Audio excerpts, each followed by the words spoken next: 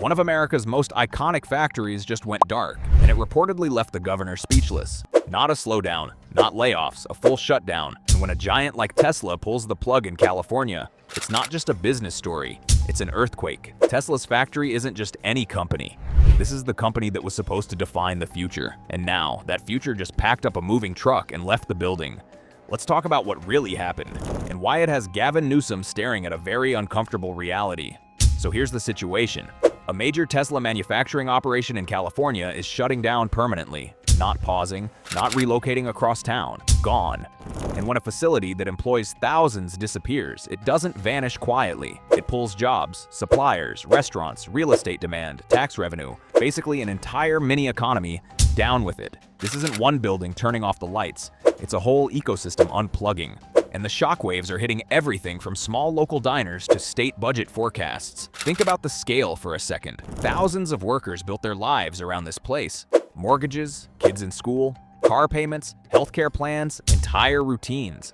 Now imagine getting the news that the engine powering all of that just stopped. Even with severance packages or transition assistance, you can't replace stability overnight. And it's not just the employees. Every factory like this sits at the center of a web. That's why economists don't just count direct jobs, they count multiplier effects. One large manufacturing job can support several others. So when one facility shuts down, the real number of affected livelihoods can be staggering. Now here's why this hits differently. Tesla wasn't just another corporation operating in California. It was practically a symbol of the state's identity. Clean energy, innovation, disruption. Silicon Valley swagger turned into real-world machines. When Tesla rose, California pointed to it as proof that you could have strict environmental standards, high wages, expensive real estate, and still dominate cutting-edge industry. It was the poster child for the future lives here. Which is why this closure feels less like routine business and more like a confidence shake. Because if even Tesla starts pulling back, people start asking uncomfortable questions. Is it too expensive to manufacture there? Too complicated? Too slow to scale? Or is this just strategic reshuffling by a company expanding elsewhere?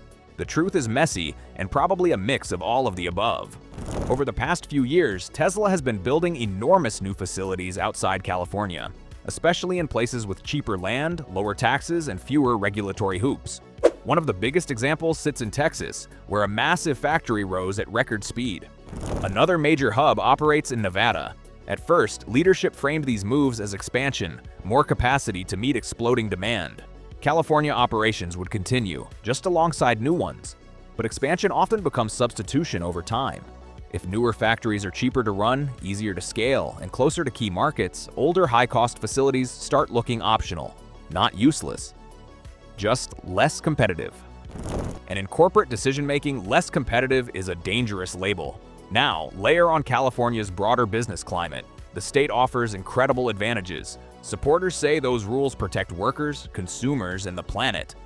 Critics say they create friction that slows growth and raises costs. That's hard for any executive team to ignore. What makes this closure particularly unsettling is timing. California has already watched several high-profile companies shift headquarters or major operations elsewhere. For example, Oracle and Hewlett-Packard Enterprise both relocated their HQs to Texas in recent years. Those moves sparked debates but didn't carry the same symbolic weight as Tesla pulling back manufacturing. Software companies can operate from almost anywhere. Factories cannot. They anchor physical economies. They employ large workforces across skill levels. They create stable middle-class jobs, something policymakers desperately want to preserve. Which brings us to the governor's reaction. Official statements have been careful, measured, and diplomatic. No dramatic attacks, no public meltdown. Just a focus on supporting workers and exploring next steps. And honestly, that restraint says a lot. Because there's no easy counterpunch here. A state can't instantly slash costs without consequences. It can't scrap environmental protections overnight. And it can't force a private company to stay. So instead, leaders emphasize strengths, talent, innovation, quality of life, while quietly worrying about what this signals long-term. Now let's zoom in on the human side. Advanced manufacturing jobs aren't easily interchangeable.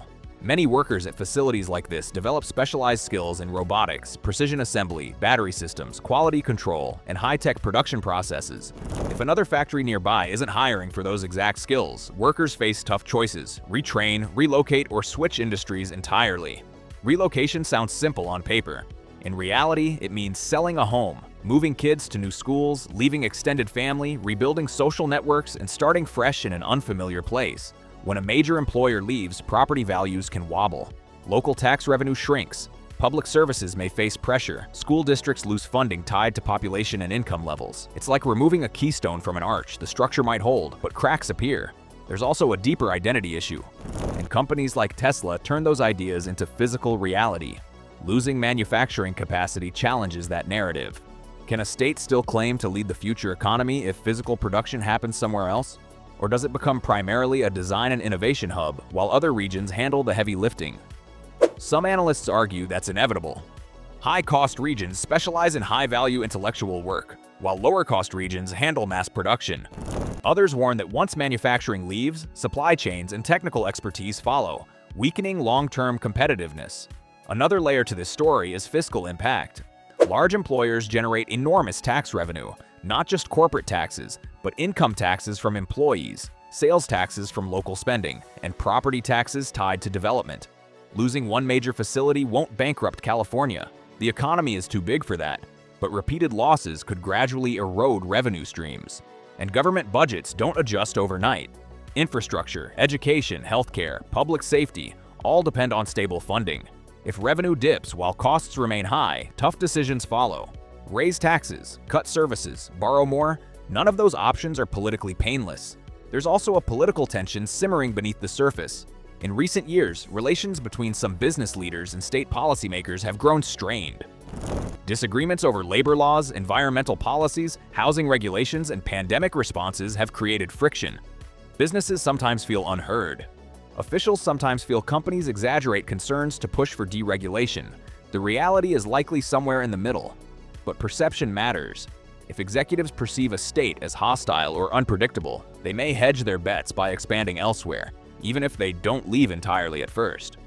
Now let's talk about what happens to the factory itself. These facilities are massive, specialized, and expensive. They don't easily convert into shopping malls or office parks. Ideally, another manufacturer steps in, buys or leases the site, and keeps production going. Governments often offer incentives to make that happen: tax breaks, infrastructure upgrades, workforce training programs. But there are no guarantees. Some former industrial sites sit vacant for years, becoming ghostly reminders of economic transitions. Others eventually reinvent themselves as logistics hubs, research campuses, or mixed-use developments. The outcome depends on market demand and political will. Zoom out even further and you see a national trend. Manufacturing isn't just shifting between countries anymore, it's shifting within the United States. Companies bringing production back from overseas often choose southern or southwestern states where costs are lower and regulations are simpler. That means places like Texas aren't just competing globally, they're competing domestically with states like California, and they're winning many of those contests right now. For everyday residents, this situation raises a sobering realization. Prosperity isn't permanent. Even in one of the world's largest economies, industries evolve, companies relocate, and communities must adapt. Policy choices have long tails. Decisions made years ago about taxes, zoning, infrastructure, and regulation can shape outcomes decades later. None of this means California is doomed, far from it.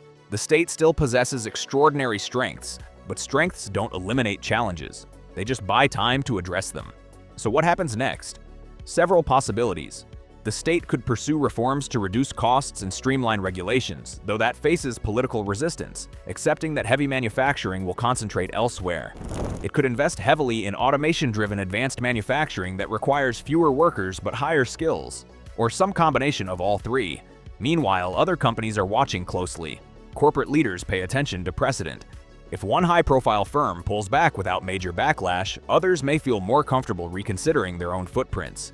If the state responds with aggressive incentives or reforms, that could slow the trend. It's a strategic chess game unfolding in real time. And here's the part that really stuns people. Tesla itself hasn't collapsed. The company is still expanding globally. Production continues in other locations. Vehicles keep rolling off assembly lines. From Tesla's perspective, this may simply be optimization, shifting resources to where they deliver the best return. But from California's perspective, it feels like losing a crown jewel. By the way, if you're finding this breakdown eye-opening, hit subscribe and drop a like and sit tight to hear the rest of the juice about Tesla's factory. Now let's talk about symbolism again. Tesla wasn't just any employer. It represented a vision, clean energy leadership, technological dominance, the idea that the future could be both profitable and environmentally responsible. Seeing that symbol scale back forces a moment of reflection, not panic. Reflection. For workers facing uncertainty, those abstract debates don't matter much. What matters is the next paycheck, the next job interview, the next mortgage payment. Workforce transition programs will be crucial. Retraining initiatives, job placement services, education grants.